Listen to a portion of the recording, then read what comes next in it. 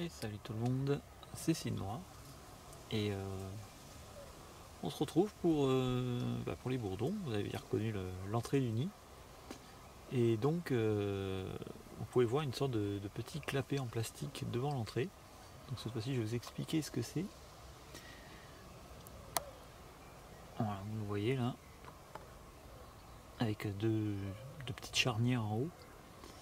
En fait, les nids de bourdons se font la plupart du temps, enfin la plupart des nids se font défoncer par les mythes qui sont spécialisés dans la.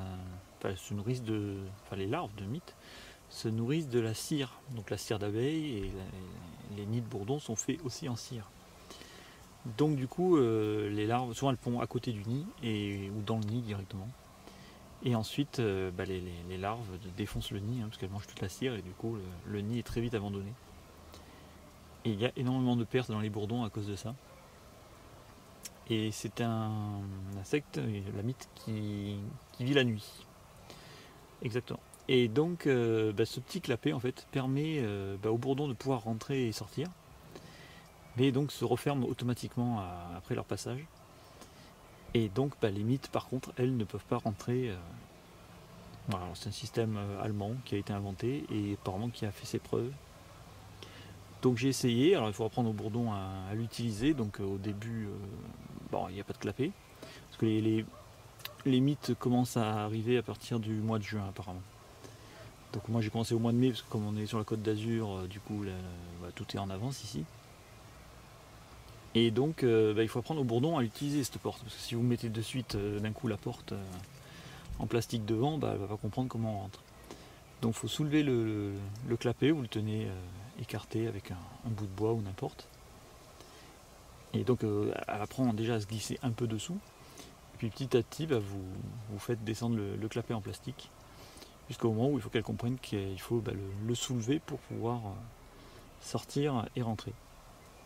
Donc avec le temps, j'ai réussi. Donc maintenant les ouvrières font ce qu'il faut. Donc elles poussent la porte pour pouvoir rentrer et sortir. Donc je vais essayer de vous filmer ça. Voilà. Et puis à la fin, j'essaierai de vous filmer le nid. Donc moi, ce sera donc cette nuit ou pendant mes congés là. Donc ce sera sûrement avec une lumière rouge parce que le nid commence à avoir une belle petite population. Et du coup maintenant quand on touche au nid, elles sont pas trop contentes. Donc lumière rouge, normalement elles ne la voient pas. Mais ça permet quand même de voir pas mal. Donc voilà, j'essaierai de faire ça. Donc je vous laisse en compagnie des bourdons qui ouvrent cette fameuse porte. Ah voilà, justement on en parle. Il y en a un qui arrive. Alors il y en a qui arrivent très facilement, il y en a qui mettent beaucoup plus de temps à comprendre. On va essayer de zoomer un peu.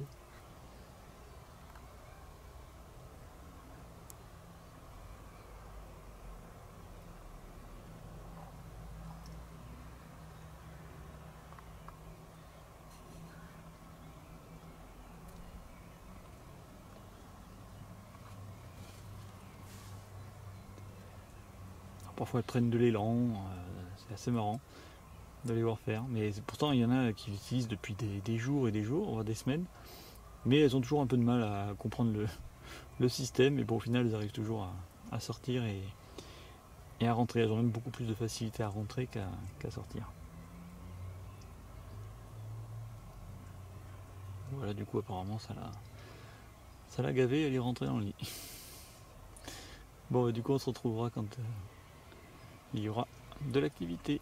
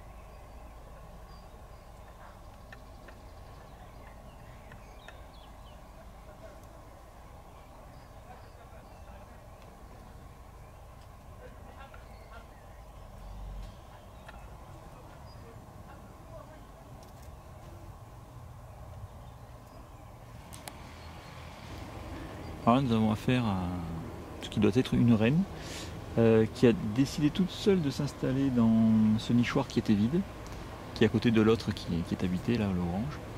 C'est là où j'avais essayé d'installer un nid que j'avais récupéré chez un ami, mais bon, ça n'avait pas marché. Donc là, on est peut-être 2 mois plus tard. Et du coup, il y a donc cette reine, mais alors qui est petite, je trouve, toute petite, qui ressemble vraiment à une ouvrière. Mais maintenant, ça doit faire 2-3 semaines qu'elle fait des allers-retours. J'étais vraiment surpris de voir rentrer un bourdon dans ce nid. Mais je me demande...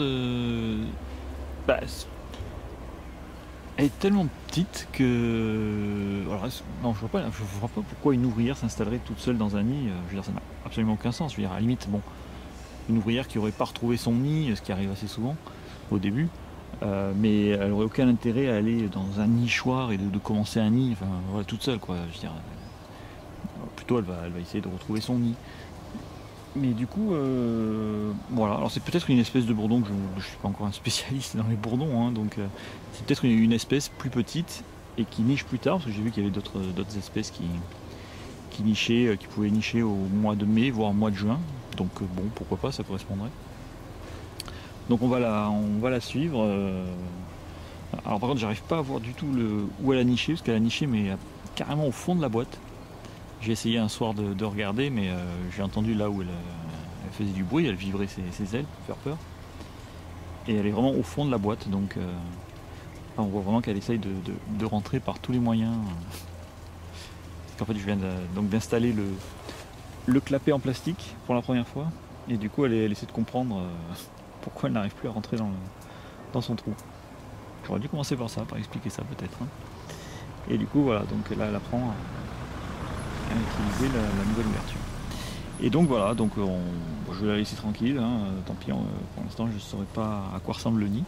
Et si elle a vraiment commencé un nid, ou si, voilà, parce que j'ai lu aussi que même des reines pouvaient s'installer dans des nichoirs et en fait faisaient des allers-retours mais ne font pas de nid en fait. Voilà.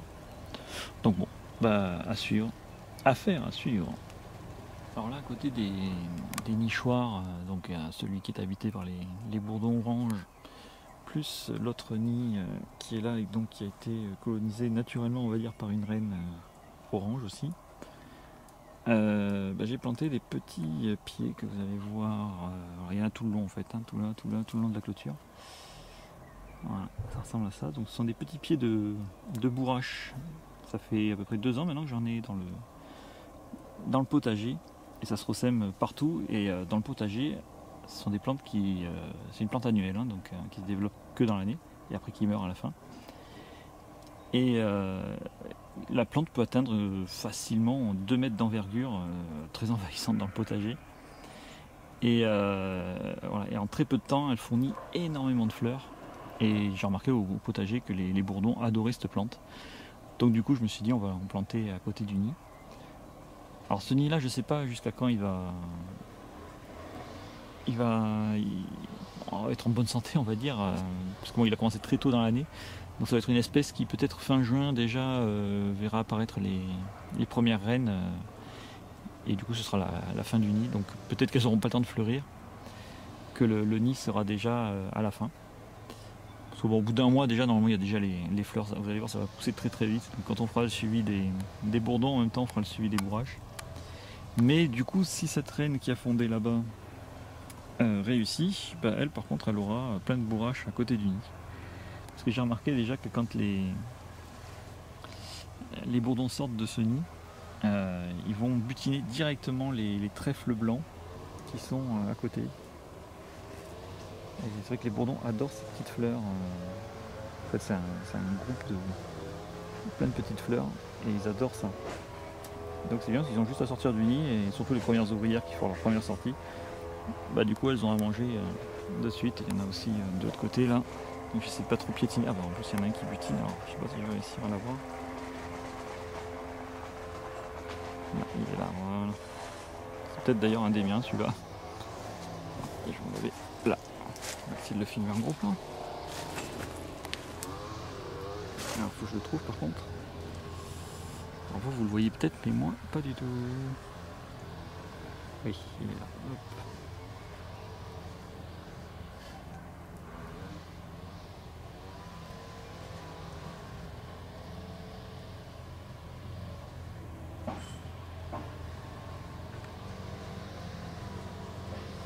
pareil, il butine chaque petite fleur blanche. Hop, peut-être qu'il va venir d'ailleurs. Non, il n'y va pas. Bon, ben voilà, on se quitte là-dessus. Voilà, donc là, on se retrouve de nuit pour filmer les bourdons, enfin le nid. Mais alors je vais mettre cette scène avant la dernière, mais voilà, avant de filmer ce qu'il y a dans ce nid, que je mettrai à la fin de la vidéo du coup, on va d'abord filmer ce qu'il y a dans ce nid, puisqu'une reine s'est installée toute seule. Hein. D'ailleurs je me demandais si c'était une reine, je crois que j'en avais parlé dans une vidéo, mais je suis même pas sûr. Donc une reine s'est installée, a commencé à faire un nid. Alors cette reine, si je ne l'ai pas déjà dit, est petite. Je pensais que c'était une ouvrière, même je me demandais pourquoi elle s'installait ici. Et alors, par contre, il faut faire tenir le couvercle. Hop. Utiliser le lierre. Voilà, ça tient. Ah, en fait, je pensais pas pouvoir filmer le nid parce qu'à chaque fois que je l'ai cherché, je ne le trouvais pas. Voilà. Pas très délicat tout ça. Hop. Voilà. Je vais utiliser le bâton qui est là. Puis... Ah, en fait, j'ai finalement trouvé où est-ce qu'elle s'est installée. Elle est pas loin, mais alors elle est... Vous allez voir la taille du nid de là-bas, et celui-là, c'est carrément différent. Là, c'est une reine vraiment qui commence tout juste, et à mon avis, c'est trop tard, mais c'est pas grave. Elle a juste le pot de miel, et un tout début de nid. Si elle y est encore d'ailleurs, je ne sais pas. Ah, attendez, je suis désolé, je dégage le nid d'abord. Non, voilà, je vais faire une coupure, je vais chercher le tournevis. Alors je ne retrouve pas le tournevis, je vais utiliser un bâton, c'est pas grave. Alors la reine est là. Elle est pas contente, je sais pas si vous l'entendez. Bon, je vais retirer à la main parce qu'il y a vraiment trop de capocs là. La prochaine fois, il faudra que j'en mette beaucoup moins. Parce que là, c'est pas possible. On ne voit rien du tout.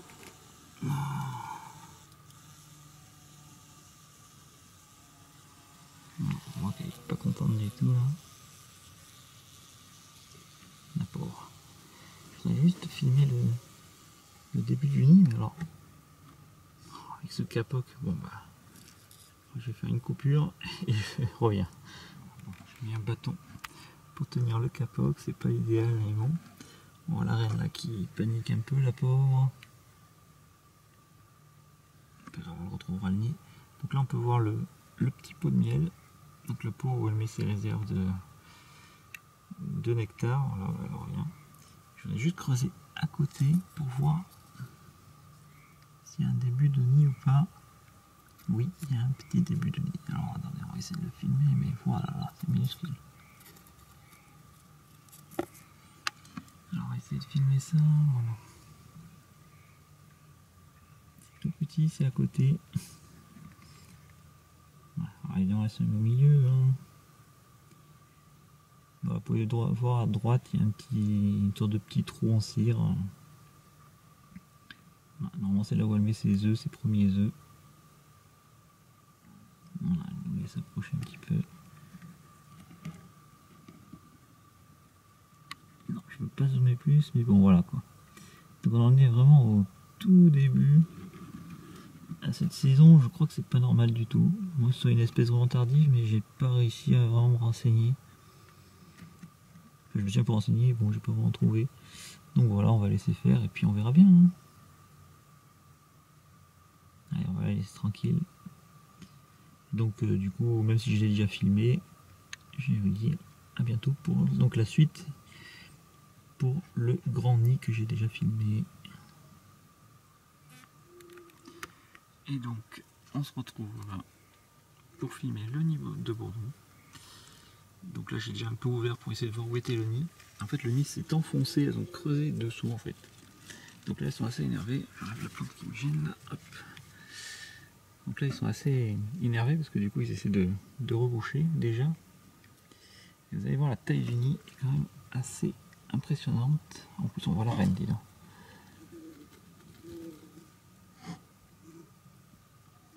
Alors, c'est pas évident hein, de filmer, d'écarter le substrat en même temps, surveiller que les bourdons Ça s'envole pas trop quand même. On va essayer de rapprocher. Voilà, là on voit bien le nid qui est devenu quand même impressionnant avec une très belle population et encore des populations à suivre. Là, je crois que c'est la reine qui passe, quoique. Mais voilà, ouais, le nid est devenu vraiment impressionnant en taille. Elles ont très bien travaillé, c'est une belle réussite pour un premier nid. Alors, on va pas les embêter trop longtemps non plus. Comme d'habitude, on va juste essayer de filmer un peu le nid par là, parce qu'apparemment il continue par là. Ah ouais, ça continue encore là-bas dessous. Hein. Je suis vraiment curieux de savoir comment il est en tout. Mais... ouais. Regardez-moi tous ces bourdons. On voit la population qu'il y avait la première fois que j'avais filmé le nid. C'est cool. Donc voilà, on va les laisser, on va essayer de reboucher. Là, il est 1h30 du matin, donc elles sentent le frais sur le nid et c'est pas très bon pour le couvain qui a besoin d'une température assez constante. Donc voilà, je vais les aider juste un peu à recouvrir tout ça. Hop. Puis nous, on va se quitter là-dessus. Oui, je vous aide, Hop. Bon, le reste, le feront mieux que moi. Juste à surveiller, il y a pas mal de fourmis qui se baladent dans la boîte. Ça me plaît pas trop, là on en voit ici. Après elles essaient de sortir par là. Donc la grille clairement n'est pas bonne. Il faudra modifier ça pour mettre des mailles plus fines pour pouvoir empêcher les fourmis de passer. Parce que là ça empêche les mites de passer, c'est bien, mais voilà. J'en mettrai une autre je pense à l'extérieur, plus fine, et puis voilà. Bref, je vous dis à bientôt pour une prochaine vidéo. Ciao ciao.